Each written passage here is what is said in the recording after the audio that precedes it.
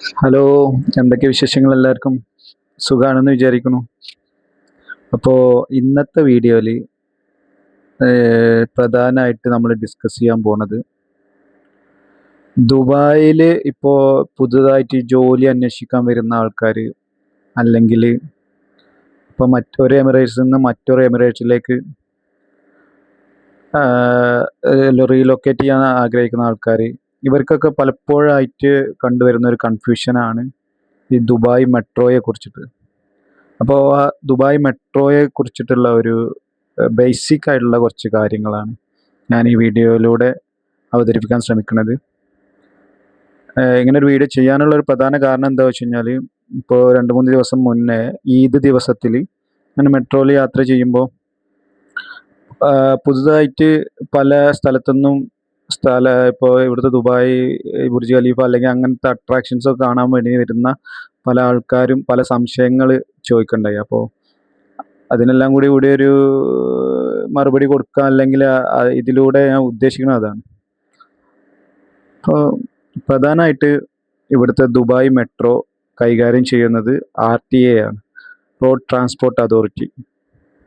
അപ്പോൾ ദുബായ് മെട്രോക്ക് പ്രധാനമായിട്ട് 2 ലൈനുകളാണുള്ളത്.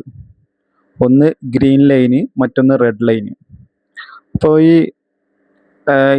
ഈ വീഡിയോയിൽ ഞാൻ കൂടുതൽ ഡിസ്കസ് ചെയ്യാൻ ഉദ്ദേശിക്കുന്നത് റെഡ് ലൈനിനെ കുറിച്ചിട്ടാണ്. അപ്പോൾ റെഡ് ലൈന് പ്രധാനമായിട്ട് സ്റ്റാർട്ട് ചെയ്യുന്നത് സെൻട്രൽ പോയിന്റ് മെട്രോ സ്റ്റേഷൻ എന്ന് പറഞ്ഞ ഒരു സ്റ്റേഷനിൽ നിന്നാണ്. അതായത് റാഷിദിയ മെട്രോ സ്റ്റേഷൻ ആണ് മുന്നത്തെ റാഷിദിയ മെട്രോ സ്റ്റേഷൻ. പിന്നെ റാഷിദിയ എന്ന് പറഞ്ഞ സ്ഥലത്താണ് അത് ലൊക്കേറ്റ് ചെയ്തിട്ടുള്ളത്. പിന്നെ സ്പോൺസർമാരുടെ പേരായതുകൊണ്ട് സെൻട്രൽ പോയിന്റ് മെട്രോ സ്റ്റേഷൻ എന്നാണ് ആ പേര് കൊടുത്തിട്ടുള്ളത്. അവിടുന്ന് തുടങ്ങി ഇത് ഇങ്ങനെ പോയിട്ട് ജബൽ അലി എന്ന് പറഞ്ഞൊരു സ്ഥലത്ത് അവിടുന്ന് 2ആയിട്ട് ഷിഫ്റ്റ് ആവുന്നുണ്ട്. ഒന്ന് എക്സ്പോ 2020യിലേക്കും മറ്റൊന്ന് ലൈഫ് ഫാർമസിയിലേക്കുമാണ്. അപ്പോൾ ഈ ജബൽ അലി പറഞ്ഞ മെട്രോ സ്റ്റേഷൻ ഇപ്പം അറിയപ്പെടുന്നത് നാഷണൽ പെയിൻസ് എന്ന പേരിലാണ്. ഈ റെഡ് ലൈന് പ്രധാനമായിട്ടും കണക്ട് ചെയ്യുന്ന സ്ഥലങ്ങൾ എന്ന് പറഞ്ഞു കഴിഞ്ഞാൽ ദുബായ് എയർപോർട്ട്, ടെർമിനൽ 1, 3, പിന്നെ എമിറേറ്റ്സിൻ്റെ പ്രധാനപ്പെട്ട ഹെഡ് ഓഫീസ് കാര്യങ്ങളൊക്കെ സ്ഥിതി ചെയ്യുന്ന എമിറേറ്റ്സ് എന്ന് പറഞ്ഞൊരു മെട്രോ സ്റ്റേഷൻ. പിന്നെ ദൈറ സിറ്റി സെൻറ്റർ. ഈ ദൈറ സിറ്റി സെൻറ്ററിൻ്റെ കാര്യം പറയുമ്പോൾ പലരും കൺഫ്യൂഷൻ അടിച്ചിട്ട് ഗോൾഡ് സൂക്ക് അല്ലെങ്കിൽ ബനിയ സ്ക്വയർ, ഇപ്പോൾ നമ്മുടെ ഒരുപാട് മാർക്കറ്റുകൾ ഉള്ള ഏരിയകളുണ്ടല്ലോ, ആ ഏരിയയാണെന്ന് വിചാരിച്ചിട്ട് ദൈറ സിറ്റി സെൻറ്ററിൽ വന്ന് ഇറങ്ങിയിട്ട് ഒരുപാട് ആൾക്കാർ സംശയങ്ങൾ ചോദിക്കാറുണ്ട്. പക്ഷേ അതല്ല യഥാർത്ഥത്തിൽ. അത് അങ്ങനെ മാർക്കറ്റുകളും മറ്റ് വിപണികളൊക്കെ കിട്ടുന്ന സ്ഥലം എന്ന് പറഞ്ഞു കഴിഞ്ഞാൽ അത് ഗോൾഡ് സൂക്ക്, അൽറാസ്, ബനിയ സ്ക്വയർ, അങ്ങനെ കുറച്ച് സ്റ്റേഷനുകളുണ്ട്. അത് ഗ്രീൻ ലൈനിൽ വരുന്നതാണ്. പിന്നെ ഈ ദൈറ സിറ്റി സെൻറ്റർ കഴിഞ്ഞാൽ അൽറിഗ. പിന്നെ നമുക്ക് വേണമെന്നുണ്ടെങ്കിൽ ഈ റെഡ് ലൈനിൽ നിന്ന് ഗ്രീൻ ലൈനിലേക്ക് ഇൻ്റർചേഞ്ച് ചെയ്യാൻ 2 പ്രധാനപ്പെട്ട സ്റ്റേഷനുകൾ വരുന്നുണ്ട്. അത് ഒന്ന് യൂണിയൻ, മറ്റൊന്ന് ബുർജ്മാനി. അത് കഴിഞ്ഞിട്ടാണ് പിന്നെ നമ്മളെ മലയാളികളുടെ സ്വന്തം കറാമ. പക്ഷേ മെട്രോ സ്റ്റേഷൻ്റെ പേര് കറാമ എന്നല്ല, ADCB എന്നാണ്. അത് ഇവിടുത്തെ ദുബായിലെ തന്നെ അല്ലെങ്കിൽ UAE തന്നെ ഫേമസ് ആയിട്ടുള്ള ഒരു ബാങ്കിൻ്റെ പരസ്യ പേരിലാണ് അത് അറിയപ്പെടുന്നത്.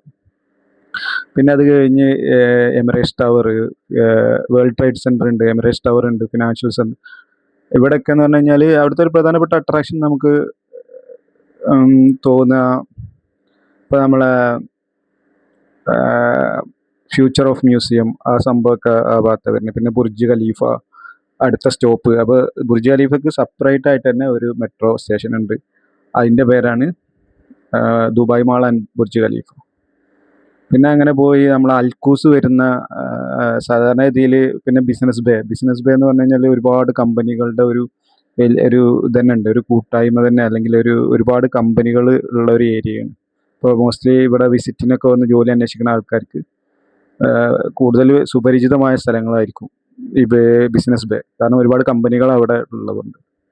പിന്നെ വരുന്നത് ഓൺ പാസീവ് മെട്രോ സ്റ്റേഷനാണ്. ഓൺ പാസീവ് മെട്രോ സ്റ്റേഷനാണ് ഈ അൽക്കൂസിലേക്കുള്ള, അതായത് ഇൻഡസ്ട്രിയൽ ഏരിയ 1, 2, 3 അവിടെയുള്ള ഇൻഡസ്ട്രിയൽ ഏരിയകൾക്ക്, അല്ലെങ്കിൽ ദുബായ് ഹിൽസ് ആ ഏരിയയിലേക്കൊക്കെ ആക്സസിബിൾ ആയിട്ടുള്ള ഒരു മെട്രോ സ്റ്റേഷൻ എന്ന് പറയുന്നത്. പിന്നെ വരുന്ന മെട്രോ സ്റ്റേഷനുകളാണ് ഇപ്പോൾ ശോഭ റിയാലിറ്റി, DMCC, അങ്ങനത്തെ കുറേ മെട്രോ സ്റ്റേഷനുകളുണ്ട്. ഇപ്പോൾ പണ്ട് മഷ്റഖായിരുന്നു, അത് ഇൻഷുറൻസ് മാർക്കറ്റാക്കി മാറ്റി. ഈ DMCC ശോഭ റിയാലിറ്റിനെ കുറിച്ച് പറയുമ്പോൾ, ഇപ്പോൾ ട്രാമിൽ യാത്ര ചെയ്യാൻ താല്പര്യമുള്ള ആൾക്കാർ, അല്ലെങ്കിൽ മോണോ റെയിലിൽ യാത്ര ചെയ്യാനുള്ള ആൾക്കാർ, അവർക്കൊക്കെ ഇറങ്ങാൻ പറ്റിയ സ്ഥലമാണ്. കാരണം അവിടെ അത് പാം ജുമൈറായിട്ട് കണക്ട് ചെയ്യണ, അല്ലെങ്കിൽ ആ ഭാഗത്തിലേക്ക് കണക്ട് ചെയ്യണ one of the famous tourist സ്പോട്ടുകളിൽ ഒന്നാണ് ഇത്. പിന്നെയാണ് ഈ നാഷണൽ പെയിൻറ്റ്സ് വരുന്നത്, അതായത് ജബൽ അലിയാണ് പ്രധാന ഒരു കേന്ദ്രം എന്ന് പറയുന്നത്. അവിടുന്ന് രണ്ട് ഭാഗത്തേക്കായിട്ട് ഈ റെഡ് ലൈന് ഡൈവേർട്ട് ചെയ്ത് പോകുന്നുണ്ട്. ഒന്ന് എക്സ്പോ 2020ലേക്കും, ലെഫ്റ്റ് സൈഡിലേക്കാണെങ്കിൽ എക്സ്പോ 2020ലേക്കും, റൈറ്റ് സൈഡിലൊക്കെ ആണെന്നുണ്ടെങ്കിൽ ലൈഫ് ഫാർമസിയിലേക്കും. അതിൻ്റെ ഇടയിൽ ഒന്ന് രണ്ട് ഇത് വരുന്നുണ്ട്. ഇപ്പോൾ എക്സ്പോ 2020ലേക്ക് പോകുന്നതിൽ പ്രധാനമായിട്ട് ഡിസ്കവറി ഗാർഡൻസ്, അൽഫുർജാൻ അങ്ങനത്തെ ഏരിയകളിലേക്ക് പോകുന്നു. റൈറ്റ് സൈഡിലേക്കാണെങ്കിൽ ഡാനൂബ്, എനർജി, അങ്ങനെ കുറച്ച് ഏരിയകളുണ്ട്. ആ ഭാഗത്താണ് ഏറ്റവും അണ്ടർ റേറ്റഡ് ആയിട്ടുള്ള, അതായത് ആരും അധികം വിസിറ്റ് ചെയ്യാത്ത സ്ഥലം, ഒരു മാള് വരുന്നത്, അത് ഇബ്നു ബത്തൂത്ത മാള്. അപ്പോൾ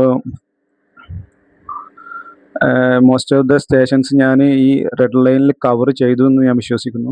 ഇനി എന്തെങ്കിലും അഡീഷണൽ സജഷൻസ് ഉണ്ടെങ്കിൽ നിങ്ങൾ കമൻറ്റിൽ ഒന്ന് മെൻഷൻ ചെയ്യണേ.